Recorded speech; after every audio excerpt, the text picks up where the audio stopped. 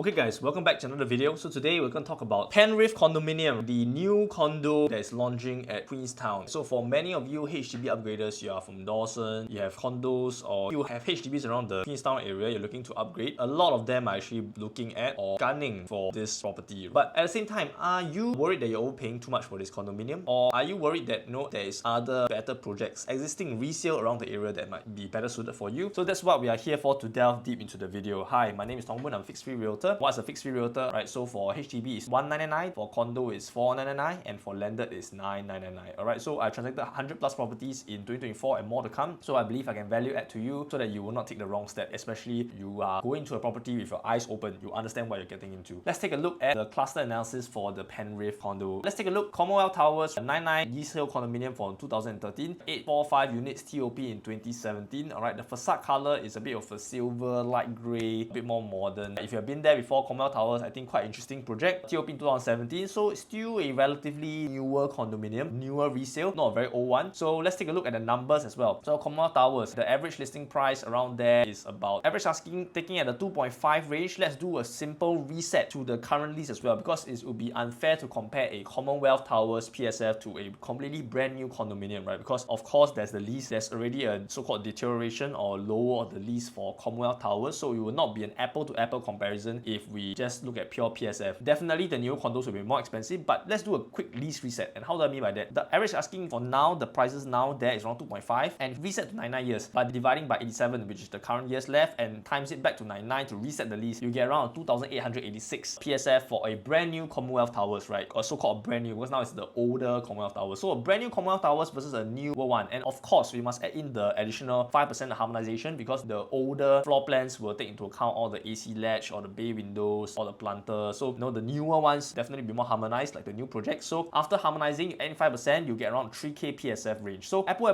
comparison, a brand new Commonwealth Towers now will actually cost around 3K PSF for the Queenstown area, for general simplification, right? Units 845, so I think this is pretty good size unit as well. Commonwealth Towers, very nice. As you can see, I've done my research. The Commonwealth Towers now currently there is 2.6 asking for. The picture looks quite original. Not big renovations been done, so it is quite similar or par on par with a new condo there at Penrith, right? So looking at past transactions, right, mostly a lot of past transactions there is asking for the 904 square feet, asking for 2.1, sold for around 2.3. So actually the prices that's asking for there is quite a bit higher. Appreciation wise, Commonwealth Towers is doing okay, not the best. Principal Gardens doing a little bit better. Queens of course doing at a much stronger rate as well. So Commonwealth Towers, taking a look at the numbers and the floor plan. Floor plan wise, let's take a look. I think floor plan wise, I'll not give it a very high score. Okay, number one, there is a huge area walking in from over here, this huge wasted space that you walk in, you hit the DB box, and then you turn into this area. And this entire L shape, right, it really wastes a lot of space, awkward. This space is not very usable, because this space you can put a lot of things around the corner over here, right? But I think likely you put it over here, then you come out, it will be very tough, because if you go down from here, right, inside come out, you will waste a lot of space here. And if you put things around this cluttered, these shoes and whatever here to use of this space, you have a very hard time to try to sneak into this corner. So again, this is a huge waste of space over here, so not the most recommended. But there's also a huge balcony space, which some people might like. If you use the balcony there, I would say that you will be using it quite often, then this is quite usable space. But if you don't use the balcony often, this is actually quite a big space, a bit too huge for a lot of people's liking. So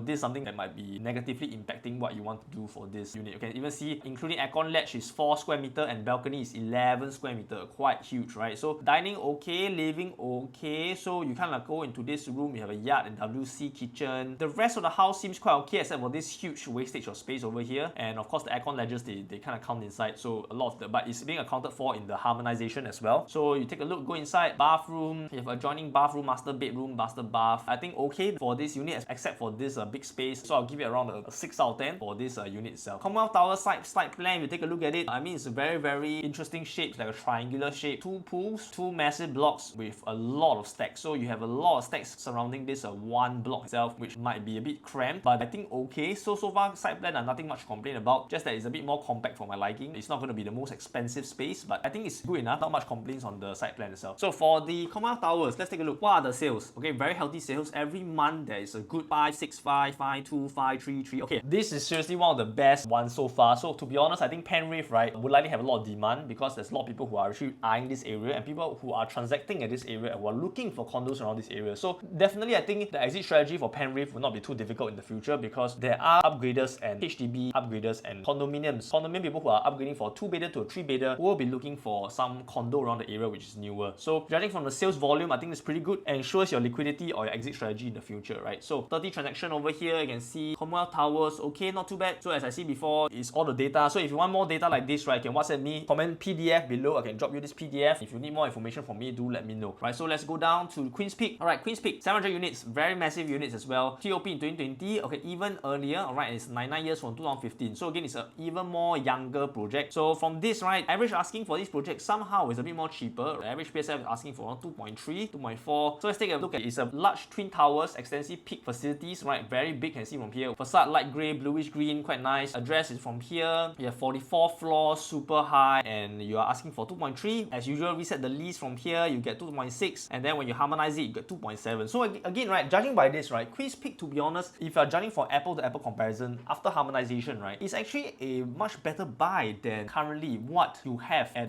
this property wise than Commonwealth Towers. Commonwealth Towers seems much more expensive compared to there. Maybe locations a bit better, which we can delve a little bit into. So let's take a look. Okay, you can see where is each of them. Commonwealth Towers is here, right next to Queenstown MRT. Queen's Peak, you have to walk a little bit. I think you can cut across into Queen's Peak over here. So actually both, right, is very similar and near the Queenstown MRT. Both are very good locations. So actually, right, to be honest, there's not much of a big difference from these two projects. So I would honestly recommend Queen's Peak if you don't mind the project. If you think the project itself, the facilities are okay, it is actually now a much better buy to enter at this pricing than to enter at the other unit. After harmonizing, right, this is actually a better buy and it's also newer as well. So Queen's Peak, I would actually recommend Queen's Peak if you find the new launch too expensive. You want something that's more palatable, Queen's Peak might be for you. So taking a look at these numbers as well, let's compare to the Penrith. Okay, let's take a look. This is the other one, which is the Gogo Land one. Gogo Land and Penrith, Summits JV, top bid of 1,154 per square foot for Margaret Drive, right here next to Skyview at Dawson. All right, a little bit more further away from Queenstown MRT, but next to the Queenstown Primary School. So again, it's a minus in terms of distance from the MRT, but it is next to a primary school. So again, it really depends how you look at it, whether it's better in terms of location or worse in terms of location, depending on your own situation, right? So I factor in the developer pricing, right? What are the expected price and what are the pricing that people are looking for? If you look at developer pricing, right, if they are looking to earn around 15 to 30% of profit margin, then for Penrith, they are actually looking around, they can actually potentially sell around 2.3 to 2.6, which I think if they sell at this kind of prices, it's kind of a no-brainer because it's new as well. It's a new project. The only downside is, of course, you have to wait for 3 years, and you're waiting for 3 years, that's not what anybody can do. But if you can afford to wait for 3 years, if it launches at 2.3, 2.6, to be honest, I think it's a no-brainer because so far the two projects we've seen, right, refreshing the lease to a max new condo, right, is still around 2,700 is the cheapest so far for Queen's Peak. So that is the numbers that we have for you. Let's take a look at the average pricing, some internal information that I have from all the developers. By the way, I'm Tong Boon again. I have a lot of internal information with all the developers, and as well as I can advise you based on new launch versus resale, so you can have a better understanding of what is better for you, right? So do WhatsApp me for more information. And back to the point, I think Penrith, they are now the current hearsay, right? They are looking to launch around the 2,800 range. So actually, right, the developer actually wants a bit more profit margin. 2,800. To be honest, I think now there's a bit of a fight. I think if it launched at 2,800, a better chance. If you take a look, right, all these is basically this is the top ratio. If you take a look here, besides Sky Dawson. So after harmonization, you can see 2,700, 2,008, right? It's very close competitor for a Queen's Peak versus the new project. So again, then it boils down to the fact whether you want something that's ready to move in or you don't mind waiting for 3 years and you can enjoy the progressive payment, then you get a brand new condominium. So again, I think the biggest competitor now is between Queen's Peak and the new condo. So these are the information. You can take a look. A lot of the newer PSFs around here at this area is around 2,200. Not too bad. Queen's Peak is a good project. Layout wise, I think balcony is a bit weird. AC ledge is a little bit weird. Okay, I like this a little bit better, but still a bit of wasted space. 6 out of 10 in terms of layout lah. So if Penrith's layout is much better, then again that's another plus point for Penrith, which I think might trump over Queen's Peak if you are able to wait for the 3 years. So let's take a look. Queen's Peak site plan, I think it's okay. It's a very compact. You're not going to be there like the big facilities lah, to be honest. I was there a couple of days back to serve a buyer to go and take a look, but yeah, it's a very compact project. The whole project is not so nice, but I guess that's one of the reasons why maybe this project is not so popular. But in terms of numbers wise, it kind of makes sense, right? So let's take a look. Last 30 transactions. And last, the Queen's condo. Right size, near Stirling Road, cream colored, very tall building over here. 99 years from 1998, one of the older condominiums, all green condominium, built 2002. After doing the true numbers, your harmonization comes up to around 2,872. 2,800 is a bit expensive. So again, likely in my opinion, right, although this is a bit more expensive than new condo, plus also a lot of them are asking for very high, then unlikely to go for this because it's very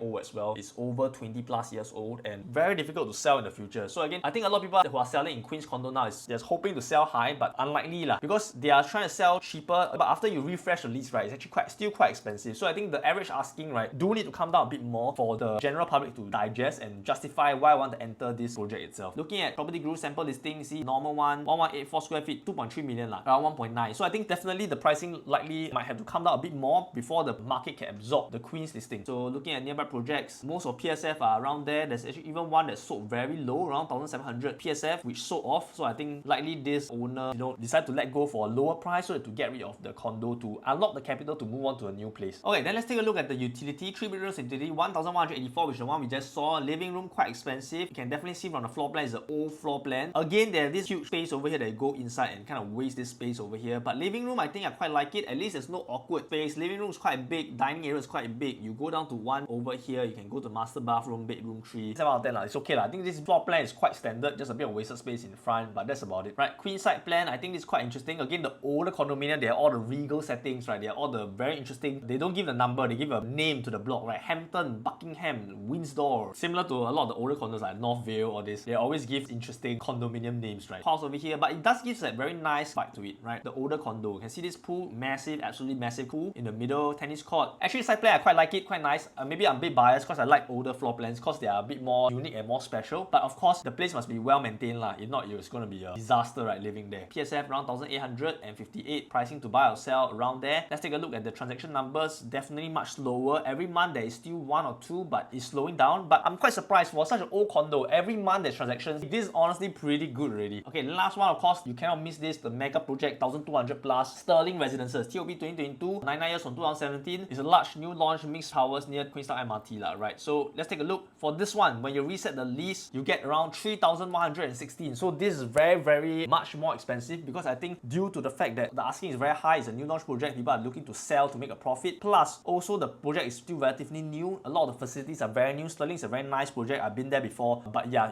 this project is asking for definitely quite high, 3,000 plus PSF. So if you are looking at Stirling Residences and you can wait and Penrith comes out to be around 2,800, to be honest, it is a much better, good alternative for you to consider because you're looking at these numbers, right? Anything below 3K, if you're looking at Stirling Residences, Penrith becomes a bit more of a no-brainer already because the pricing is just that huge, right? It's 100, 200 PSF difference. Especially it scales up high when you want to buy a bigger condominium. Stirling Residences, you can see 3 bedrooms, 893 square feet, asking for 2.4K, right? 2,700 PSF, right? So that's the rough range that people are looking at actually. So see that it's listed for 3 weeks already, so it's been a while. Stirling Residences likely will face competition from Penrith. So again, owners over there likely will experience a bit of slower selling over the next few months, especially when the demand diverts over to the Penrith condos itself. Transactions wise, you can see again, smaller size. Usually a lot of Stirling Residences, a lot of them are smaller units being sold because it's new, and I think a lot of people couldn't afford the higher quantum, the 3 bedrooms, which should go in 2.5. It's getting a bit more expensive already, right? So Stirling Residences, you can see over here, 3 bedroom is the 883 to 1281, 4 bedroom 133, 1346. Let's take a look at the Stirling Residences, right? Stirling Residences, pardon typo, but this is a Stirling Residences. You take a look over here, the floor plan is much better. You walk in a little bit, don't waste a lot of space. You get this kitchen space immediately already, and you definitely go inside here into the main living room, and you have the balcony and